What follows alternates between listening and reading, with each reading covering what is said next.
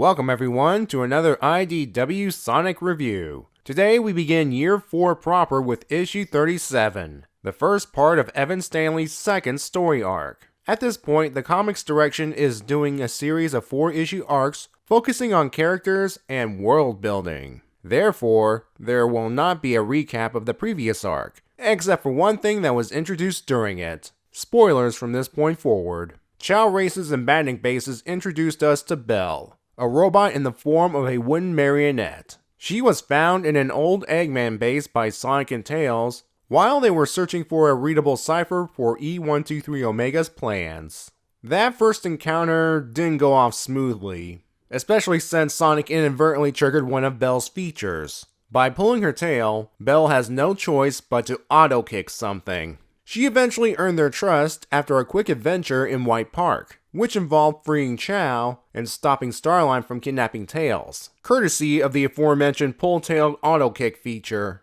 While Tails failed to get the cipher, he was able to fix Omega thanks to Belle reading off the plans. Thing is, only Eggman or a creation of his like Orbot can read the plans without the cipher, and Belle has repeatedly stated that Eggman did not build her. She's been keeping her creator's identity a secret from the characters, but many readers, myself included, figured out who it is. Based on her attire and actions, there's a very high chance that Belle's creator is Mr. Tinker. Hopefully the characters will find this out during the arc, and we can get more information on her origins. Okay, enough stalling. Let's get started.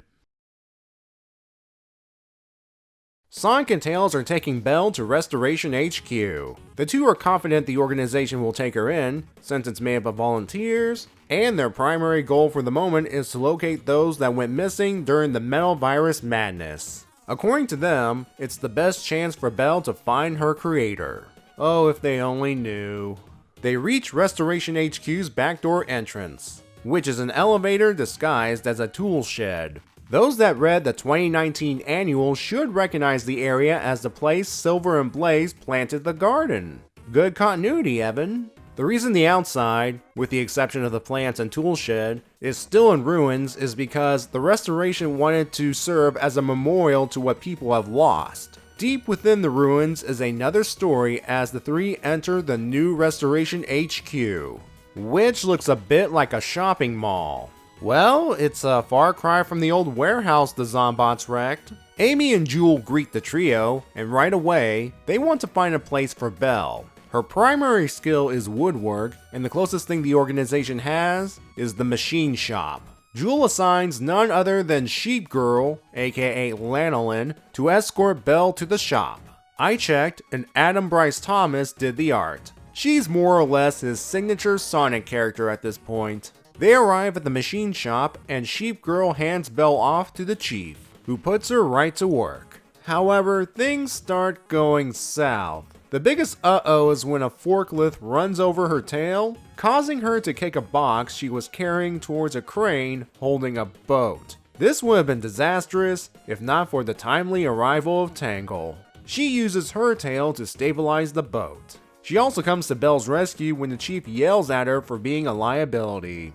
As the two take a walk, they bond over their unique tales and quickly become friends. They overhear two background characters mentioning unnatural freak storms along the coast and the possibility of being Eggman's handiwork. Tangle and Belle rush over to the command center, where Sonic, Tails, Amy, and Jewel are already discussing it. The source of the storm seems to be a tower that's emitting powerful energy from the top. Sonic, Tails, and Amy plan to check it out. Tangle wants to go too, but Jewel reminds her she's currently on inventory duty. Belle wonders if who she's looking for is there, but doesn't want to draw suspicion from the others. So when she and Tangle head off for inventory duty, Belle has something else in mind. They sneak back into the machine shop so Belle can hotwire a hoverbike so the two can follow Sonic. Tangle takes the time to reveal she's here to support Jewel, but hasn't had the time to see her. Not to mention, she wanted some excitement. Well, she's about to get some as Belle finishes hot wiring the bike, and the two are off to the tower. Sonic, Tails, and Amy arrive and get to work wrecking egg ponds and smashing down the door. Only when they do so, they are immediately sucked through a portal, which breaks as soon as they arrive at their destination, a hallway of multiple colors. Sonic spots an egg pond marking the hallway with chalk, and he does what he does best. Tails wonders what it was doing with the chalk, but Sonic and Amy would rather press forward. Unfortunately, they seem to have made little progress after 10 minutes of walking. Tails wants to test something with the chalk, so he marks the purple wall. They move around the area as Tails continues to mark walls until they return to their starting point. The disappearance of Tails' first mark confirms the place is changing around them as they move. Sonic is not going to let a shifting place get the better of him. He grabs Tails and Amy and kicks it into Sonic speed. That's when the place starts to break up into a whole bunch of different colored columns. In other words, Sonic is too fast for the ever-changing area. Amy then gets the idea to break through the area by tossing her hammer through a wall, which results in the three of them entering some trippy space dimension. And this is where part 1 ends. You have to admit, Amy and Jewel did an awesome job rebuilding Restoration HQ. It all started with file organization. It's also nice for Amy to stick around to aid with the transition. Unlike a certain Red Echidna who'd rather go back to guarding a giant green rock, leaving Amy with a heavy burden. Though some would argue that Amy was the true leader since the Resistance/Restoration existed. As for the HQ's new mall-like aesthetic, I think that was Jewel's idea, more than likely to reflect her hometown of Spiral Hill Village, which from what we've seen, contained a lot of shops. Does this mean she's relocated her mineral museum here? If so, Restoration members could benefit from a little distraction from work every now and then. Plus, it would make it harder for the likes of the Babylon Rogues to steal them. Rouge, on the other hand, the Restoration members are encouraged to have a relaxing vibe, but at the same time, some could be a little more welcoming to new recruits. Since this arc features Belle in a more prominent role, it's important to show her struggling to belong somewhere.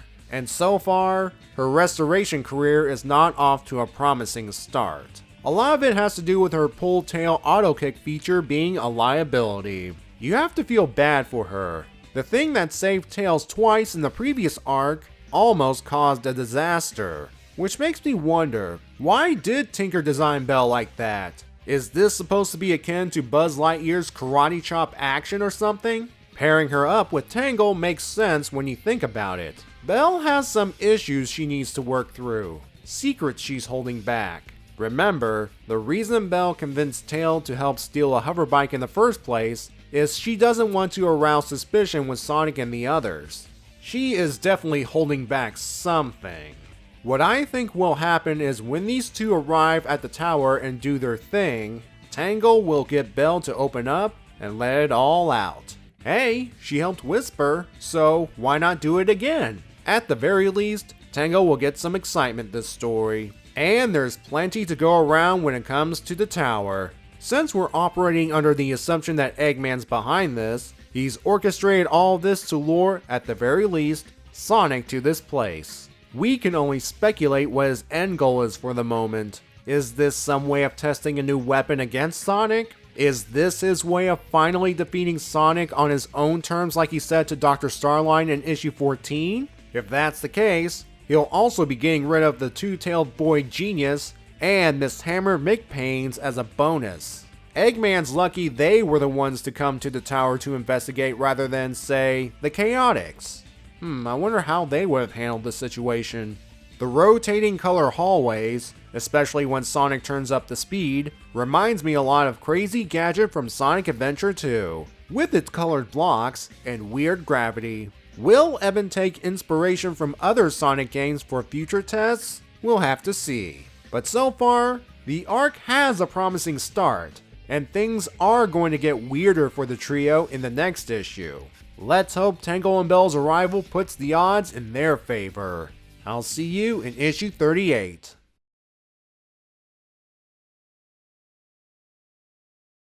While this statement is mean-spirited, it did get me to notice something I should have seen earlier. Belle has a pink nose, because Eggman, or rather Tinker, also has a pink nose. We often overlook that detail of the guy.